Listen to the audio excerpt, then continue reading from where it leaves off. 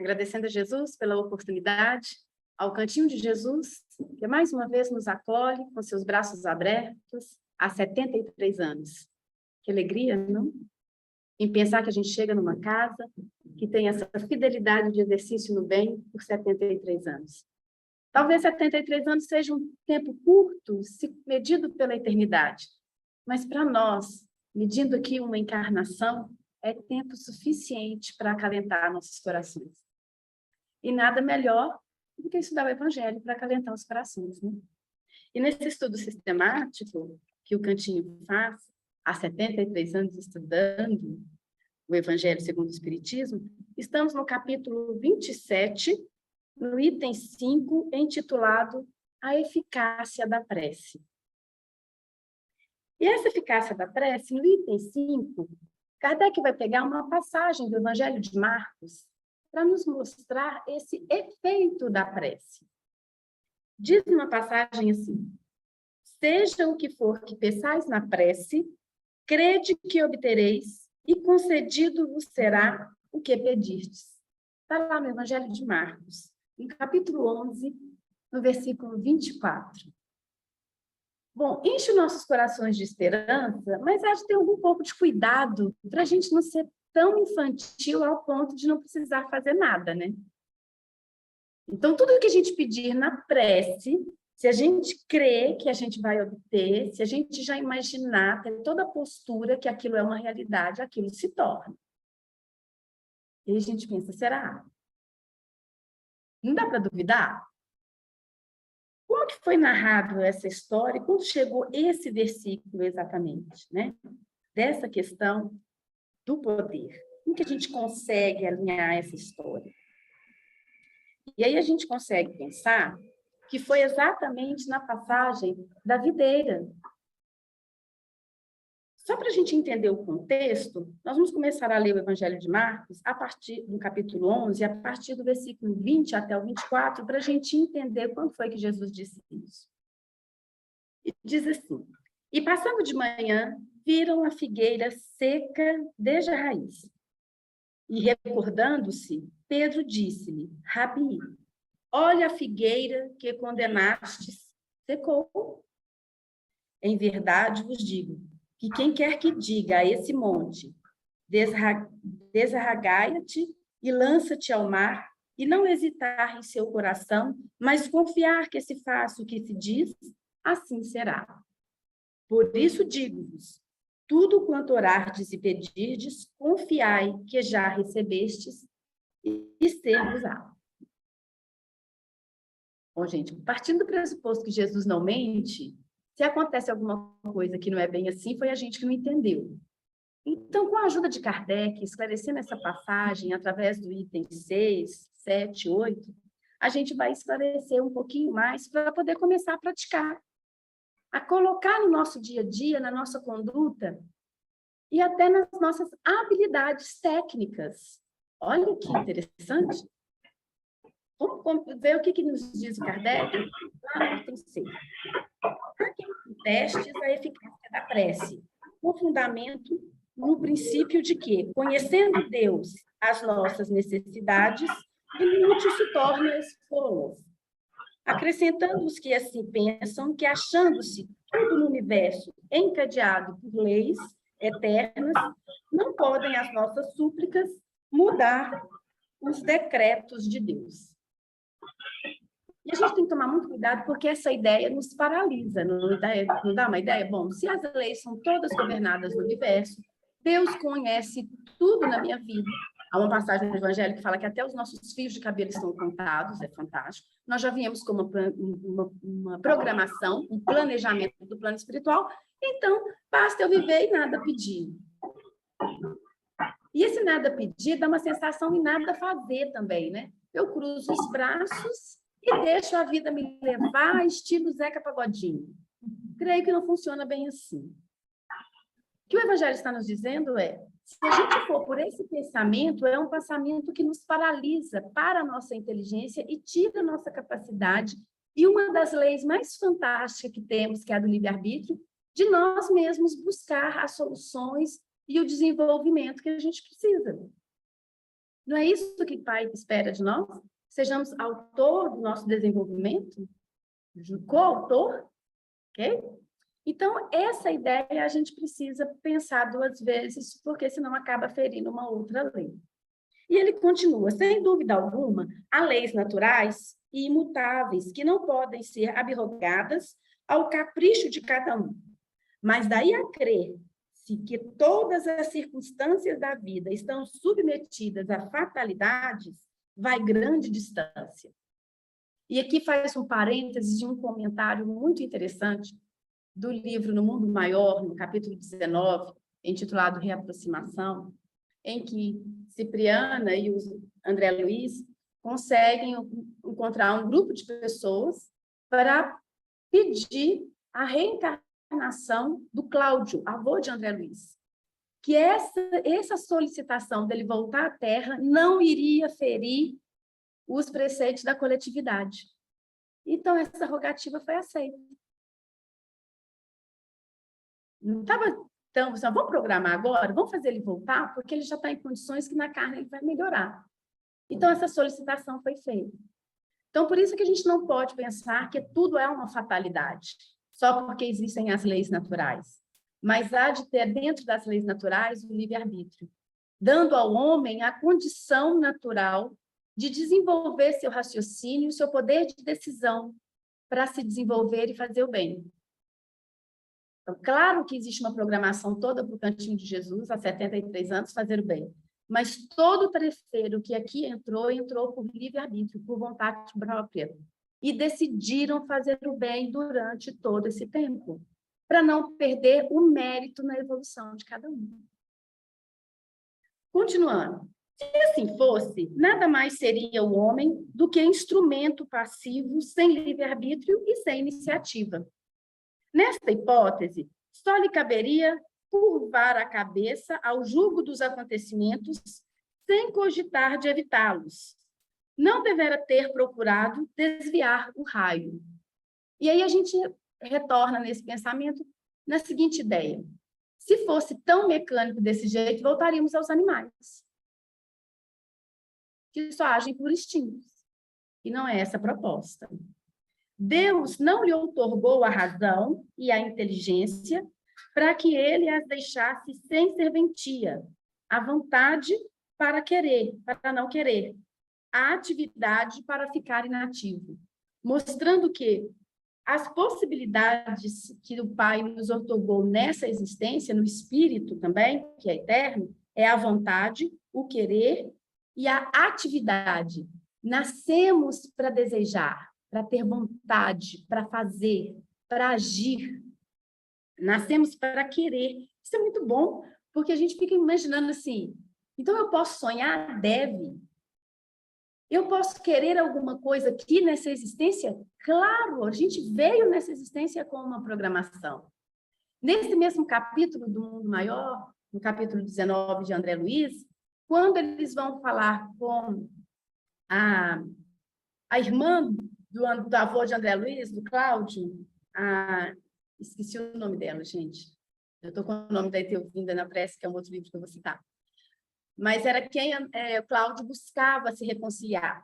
Então, esse grupo de espíritos vai até ela, tira ela em desdobramento e vai conversar com ela e pergunta exatamente assim, o que desejas? Imagina se ela não desejasse nada. E a partir do desejo dela, começa a tecer toda a organização para Cláudio voltar à Terra. Então, a gente tem desejo. Isso é maravilhoso. Qual que é a nossa vontade? Aqui, hoje, nas organizações, a gente fala uma palavra mais bonita do que o desejo. A gente fala propósito. Qual o seu propósito? A gente já se perguntou, enquanto personalidade, enquanto espírito encarnado, agora, qual é o meu propósito nessa encarnação? Sabemos que o propósito do Cantinho de Jesus há 73 anos é fazer o bem. O nosso também é fazer o bem. Mas fazer o bem como? Onde? Isso é importante. O Delano, na prece inicial, ele nos colocou muito a favor da nossa reforma íntima, da nossa reconstrução. Esse também pode ser meu propósito. Então, eu preciso ter vontade. e há de se pedir com fé e viver como se essa vontade já fosse realizada. Sendo livre o homem de agir num sentido ou no outro, seus atos lhe acarretam e aos demais consequências subordinadas ao que ele faz ou não. Há, pois, devido às suas iniciativas, sucesso que forçosamente escapam à fatalidade e que não quebram a harmonia das leis universais. Pensa bem, olha, não estava nem programado para você ter sucesso aqui não, mas se você ter sucesso nessa área, não vai atrapalhar em nada. Então vai ter gente para te ajudar. O que é muito bom, né? Do mesmo modo que o avanço ou o atraso do ponteiro de um relógio não anula a lei do movimento sobre a qual se funda o mecanismo. Possível é, portanto, que Deus aceda certos pedidos sem perturbar a imutabilidade das leis que regem o conjunto, subordinada sempre a essa anuência, à sua vontade. Vontade de Deus. Sabemos que a vontade é uma força que impregna no fluido cósmico ao qual todos estamos mergulhados e que esse dá a ação, o desejo, a realização. É a força. E há de se treinar ter vontade.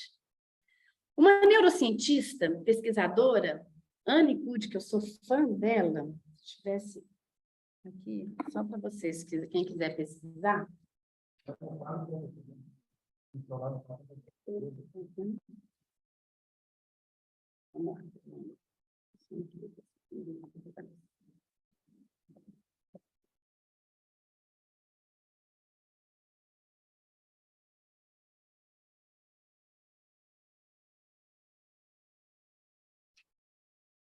Annie Good, desde 2017, ela descobriu uma capacidade do cérebro muito interessante, que é como se estivesse antecipando o efeito da fé, só que a neurociência chama de outro nome, né? Ela vai chamar o seguinte, que quando você deseja, vamos supor, mudar sua postura, você tem muito medo, você é uma pessoa que tem um certo receio, você está muito tímido, e a sua postura vai mostrar esse efeito da sua personalidade de timidez. Geralmente a gente fica sentado, encurvado, com medo, e não percebe que está com medo. Em entrevista de emprego é muito comum a gente perceber como que está o estado emocional dessas pessoas, pela postura do corpo. Então, ela descobriu que, medido pela saliva, ela colocou o nível de estresse que está ali dentro. E a partir de uma posição por 2 minutos do corpo, se você testar 2 minutos, uma posição que o cérebro entende que é uma posição de poder, que é uma posição de controle, de autodomínio, de confiança, e são algumas posturas que até a Hollywood nos ensina, como a do super-homem, a daqueles poderoso chefão. Então, se a gente tiver aquelas posturas de mão na cintura, já viu Mulher Maravilha? Dá para treinar a mulherada? A gente coloca a mão na cintura, claro que a gente vai fazer isso na frente das pessoas, né? Você vai no banheiro por 2 minutos, respira, respiração abdominal e mentaliza aquela postura. Aí a gente consegue entender por que yoga funciona. Isso dá um efeito no cérebro a respeito dos nossos hormônios, de que tira todo o efeito de reclusão, de medo, e nos dá coragem. E ela fala que quanto mais a gente treinar como se estivesse fingindo, digamos que os estudantes de Harvard, quando começam a entrar em alguns estudos de pesquisa, são totalmente tímidos, amedrontados, acreditam que não deviam estar ali, porque são muitos estudiosos, pesquisadores, que não dão conta de estar no meio entre eles. E aí ela diz, finja que é um deles. Vá, teste, faça a postura, volta com mais coragem, porque seus hormônios já mudaram depois de 2 minutos nessa posição. Então, você tem uma capacidade técnica no corpo, no organismo, que vai ativar para você ter sentido mais empoderado, e volta para a reunião e finja. Esse fingir é você assumir uma posição que você já tem sem ter ainda. E ao analisar, durante um certo tempo, o medo vai embora e você, de fato, adquire o poder. Claro, estudando, tendo a consciência, a disciplina, que é o que Emmanuel fala, a disciplina antecede a espontaneidade. Isso é um efeito da fé, porque você já muda a sua postura confiando no resultado. Então, você sabe que talvez naquele instante você ainda não está pronto totalmente, mas a sua postura é como se estivesse. Na leitura do Delano, quando citou a carta aos Hebreus, Paulo disse que é para agir como filhos da luz. Aos Efésios, era para a gente agir como filhos da luz. Esse como faz toda a diferença, porque o que é que somos filhos da luz, mas talvez não vivemos como filhos da luz. Ah, mas eu ainda não estou pronto. Finja. Uma hora você chega lá.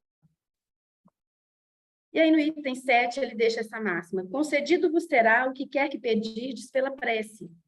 Fora ilógico deduzir que basta pedir para obter, e fora injusto acusar a providência divina de não conceder a súplica que ele faça. Uma vez que ela sabe melhor do que nós o que é para nosso bem. E como procede um pai criterioso que recusa ao filho que seja contrário aos seus interesses. Em geral, o homem apenas vê o presente. Ora, se o sofrimento é de utilidade para a sua felicidade futura, Deus deixará sofrer como o cirurgião deixa que o doente sofra as dores de uma operação que lhe dará a cura. O que Deus lhe concederá sempre, e ele o que pedir com confiança agora é o mais interessante, o que vai dar sempre para a gente são as virtudes, porque é do Espírito, e são imutáveis, é aquilo que a gente tem que conquistar para levar para todo sempre. E aí ela diz, é a coragem, a paciência, a resignação. Agora, vamos usar a técnica da doutora Amy. Se eu peço coragem, porque eu sei que o Pai vai me dar sempre, não há por que duvidar. Você já viu aquela coisa, você está com medo, vai com medo a si mesmo? Então, eu faço a prece, coloco a minha postura de coragem e vou na fé. Paciência, vai ter toda hora oportunidade para exercer a paciência. Aí, se a gente falar, não, mas eu não tenho paciência, a gente não vai ter mesmo, né? Então, agora é o exercício da doutora Amy. Eu vou fingir que eu tenho paciência. Não, eu não tenho não, mas eu estou só em exercício. Não, eu estou só em exercício. Daqui a pouco, olha, eu nem percebo, mas já sou paciente. Eu não atino quando é a virada da chave. Ela fala isso na sua pesquisa. A pessoa não consegue perceber o momento que virou a chave que ela se tornou. É muito sutil. Então, essa resignação, a paciência e a coragem é fato. É o que fala no item 1 do capítulo 25. Ajuda-te que o céu te ajudará. Faça a sua parte. Para que a gente consiga obter a realidade divina, há de fazer a nossa parte. Né? Mário Cortella, que gosta sempre de dizer, né, em suas palestras, que a vaca não dá leite, há de se tirar. Se a gente não tirar, se a gente não fizer a nossa parte, o leite não há de chegar. Então, é muito interessante a gente entender a eficácia da prece, sabendo-se que não somos simplesmente uma manobra de manipulação, uma massa de manipulação da divindade. Eles contam a gente como um ser independente, individual, com vontade, com livre-arbítrio, com desejo, com capacidade de escolher o próprio caminho e de se desenvolver livremente. É muito lindo, não é não? Então, agora dá para a gente fazer as nossas preces considerando a nossa capacidade de ação.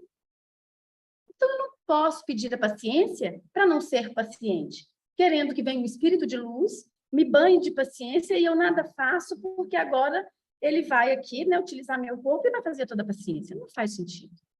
Mas que ao pedir a paciência, eu vou mudar a minha conduta e vou agir como se paciente fosse. E aí sim, é como se eu estivesse dando de mim algo, mostrando o meu desejo, a minha vontade de adquirir aquilo que eu sei que o Pai tem fonte inesgotável para me oferecer, e são suas virtudes. Continuamos, ele diz, tomemos um exemplo, um homem que se acha perdido no deserto. A sede o martiriza horrivelmente. Desfalecido, cai por terra. Pede a Deus que o assista e espera. Olha que interessante. Ele passa a prece e aguarda para ver qual o movimento. Nenhum anjo lhe virá dar de beber. Contudo, um bom espírito lhe sugere a ideia de levantar-se e tomar um dos caminhos que tem diante de si. Por um movimento maquinal, reunindo todas as forças que lhe restam, ele se ergue, caminha e descobre ao longo do regato. Ao avistá-lo, ganha coragem, se tem fé e exclamará: obrigado, meu Deus, pela ideia que me inspirastes e pela força que me destes. Porque a gente atribui com fé todas as nossas vitórias à bondade divina, porque é de lá que vem. É a consciência de um espírito desperto. Porque todas as nossas conquistas jamais foram individuais. Elas tiveram ajuda, mas tiveram que ter as nossas atitudes e as nossas vontades para que a gente pudesse ser merecedor da vitória. Percebe? E foi dada pelo Pai. Então, a consciência desperta atribui a origem real daquela vitória ao Pai. Do contrário, se ainda dormimos, se a consciência ainda está com falta de fé, provavelmente exclamará da seguinte forma: que boa ideia tive eu! Que sorte a minha de tomar o caminho da direita em vez do da esquerda. O acaso, às vezes, nos serve admiravelmente. Quanto me felicito de minha coragem e por não me ter deixado de abater. A gente começa a ficar vaidoso e acreditando que aquela conquista é apenas nossa. Doce engano, porque as mentes estão conectadas e Deus auxilia o homem através do próprio homem. E todos os espíritos de luz que têm um compromisso com o nosso desenvolvimento, eles sempre vão nos auxiliar, mas jamais tirará os nossos méritos. Por isso não ferirá o livre-arbítrio. Porque a conquista precisa ser da gente. Somos co-criadores, junto com eles, do bem que podemos fazer. O mal, geralmente, a gente até consegue fazer sozinho. Mas o bem, a gente precisa de companhia. E é bom essa companhia. Né? Mas dirão porque um bom espírito não lhe disse claramente: segue este caminho, que encontrarás o que te necessitas? Por que não lhe mostrou para o guiar e sustentar no seu desfalecimento? Dessa maneira, tê-lo-ia convencido da intervenção da providência. A gente, espírito de luz, não está preocupado de ganhar mérito de nada, não, né, gente? Quem está querendo ajudar alguém não está preocupado com o reconhecimento, não. Está preocupado com o desenvolvimento daquele que está sendo ajudado. A gente já fica feliz pela pessoa sair daquele estado. Já é alegria se a gente ajuda alguém a se movimentar, a ser maior, a se tornar um pouco melhor. A gente já fica feliz por isso. Não precisa de mais nada. Então, para que o espírito iria se apresentar daquela forma? Kardec vai nos explicar o porquê.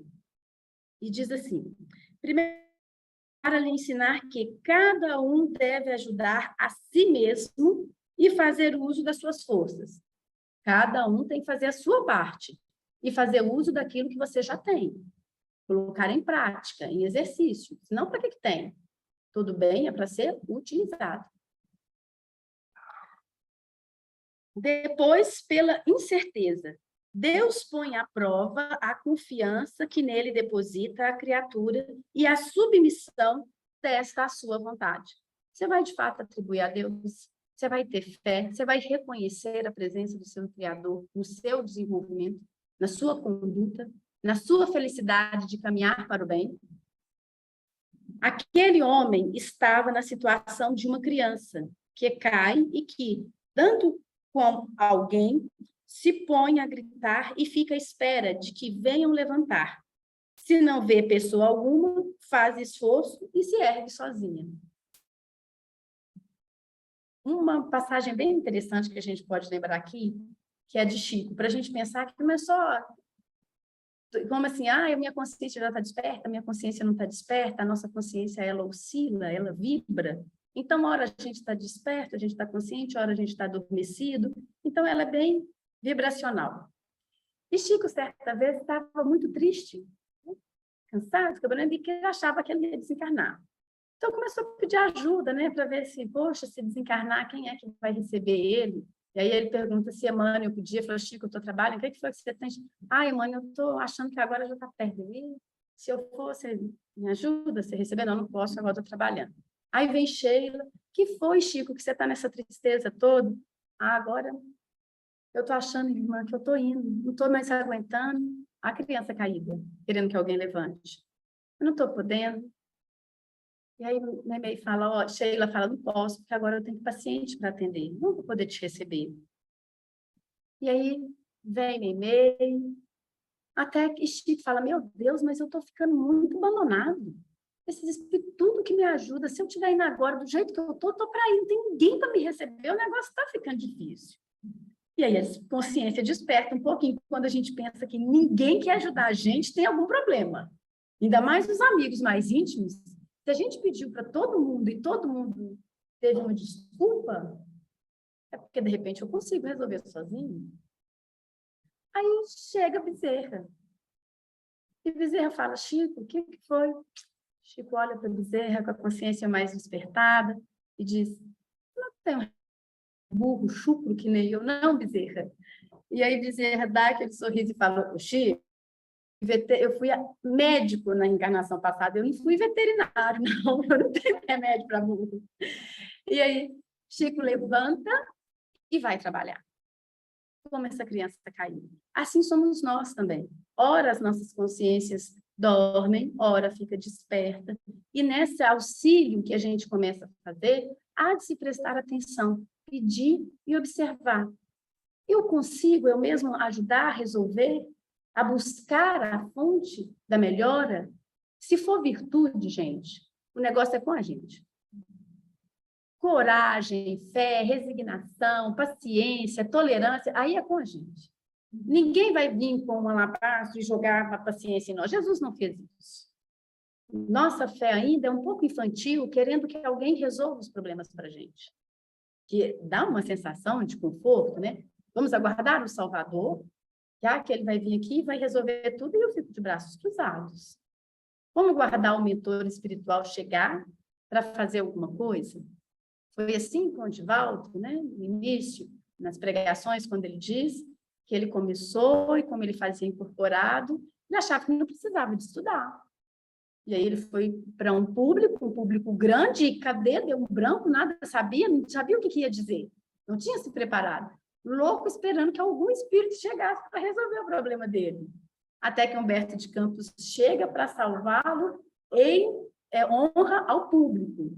E diz que ele, dessa forma, estava sendo leviano. Olha que palavra dura, né? Depois a gente acha que espírito de luz não chama a gente a atenção de uma forma bem incisiva. Olha, você está sendo leviano. Vai estudar, que fazendo a sua parte, terá sempre alguém com você. Então, é importante nas nossas preces a gente observar o que a gente está pedindo, quais são os nossos desejos, quais são as nossas vontades. O que eu estou impregnando, que estou realmente pedindo a providência divina? Porque tudo que eu pedi, eu tenho algo para colaborar com esse pedido. Não vai cair do céu se eu não fizer a minha parte verdadeiramente. E aguarda. Faça a sua parte com disciplina. Faça confiando como se o futuro aqui já estivesse. Assistindo ao espetáculo Movimento da Paz, do Divaldo esse ano, e eu estava vendo que o Divaldo sempre fala das pessoas assim mais idosas, né, nas palestras dele, ele fala que ele não gosta assim de ver as pessoas da terceira idade, quando é na passagem aérea, que eles estão indo os velhinhos bem frágeis, né? E ele fala, meu Deus, eu sou dessa terceira idade, eu queria tanto andar mais empenado, né? Então, que aí ele enchia o peito e ele andava bem ereto. Gente, eu não sei se vocês viram. Se não viram, vale a pena, porque está no YouTube para a gente assistir. Divaldo está com 94 anos, não é isso? Bem debilitado. O esforço daquele homem de subir as escadas com uma muleta e tentando alguém auxiliá-lo, e ele tentando ainda continuar firme. Na hora que terminou a escada, quase que ele fez assim, para a pessoa sair de perto dele, e ele falar, eu vou dar conta. Isso é fé, gente. Isso é pedir com vontade. Isso é fazer a sua parte. É mudar a postura. É ter um como real daquilo que você dá conta, das suas forças. Você não vai ser Mulher Maravilha hoje, né, com aquela postura da doutora Amy. mas você vai adquirir o poder que está lá adormecido e que você, pela falta de fé, não acredita que pode fazer. Então, você vai despertar a sua realidade e viver como filho da luz. Ah, mas eu estou cheio de erros, eu caí, eu falhei. Levanta, ergue de novo.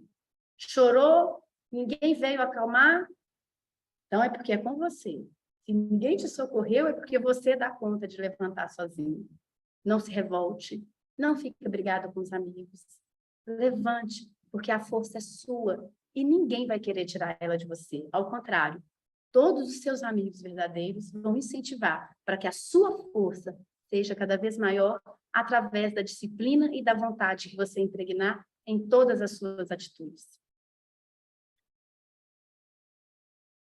E para terminar, ele diz: se o anjo que acompanhou Tobias lhe houvera dito: sou enviado por Deus para te guiar na tua viagem e te preservar de todo perigo, nenhum mérito teria tido Tobias. Fiando-se no seu companheiro, nem sequer de pensar teria precisado. Essa a razão porque o anjo só se deu a conhecer ao regressar. Ele cita Tobias, que é uma história do Antigo Testamento, que tem nas Bíblias católicas, aonde Tobias foi em viagem, porque o pai ficou cego, e ele precisava encontrar um companheiro que ia fazer a viagem para pegar um dinheiro do pai, para melhorar a família. Nessa viagem, o pai estava pedindo a Deus, no início, uma solução, um caminho para ele poder melhorar da visão, porque tinha caído excremento nos olhos e ele tinha ficado cego. Em outro local, Sara também estava pedindo auxílio a Deus, porque todo o casamento dela, o marido morria, ela ficava viúva. E aí, eis que o Senhor enviou um anjo, Rafael, mas que ele queria usar um outro nome. Iria encontrar ao acaso na cidade e iria acompanhar Tobias. Tobias enfrentou vários desafios e esse anjo estava lá, sem identificar que era anjo, acompanhando o tempo todo. A história é belíssima, está no Antigo Testamento, vale a pena a gente ler o livro de Tobias. Teve uma das reuniões aqui, não sei se foi no irmão Moacir, que a Marília Oliveira até pediu para o Delano para dar uma palhinha e contar a história para a gente, né, Delano? Não sei se você está lembrado disso. E que realmente é muito curioso, é uma demonstração de fé, por mais que alguns historiadores e estudiosos acreditam que essa história é uma lenda, e eu, com toda sinceridade, já nem quero muito saber a verdade, a veracidade das histórias, mas eu quero saber o impacto que elas causam positivamente na minha vida. Se são histórias que me tiram do lugar, que me fazem movimentar, que me faz crescer, que importa saber se é lenda ou realidade? O importante é que ela me moveu para mais perto de Deus. Então, que possamos ter aí como curiosidade a história de Tobias, aguardando um belo dia que o Delano vai contar para a gente, aqui no Cantinho de Jesus, e a gente poder ouvir com maestrina de quem sabe falar tão bem sobre o Antigo Testamento, né? Agradecendo a Jesus pela oportunidade e a todos vocês aqui presentes, e que o poder da fé, a eficácia da prece, nos conduza a uma vida muito melhor, né? Vamos passar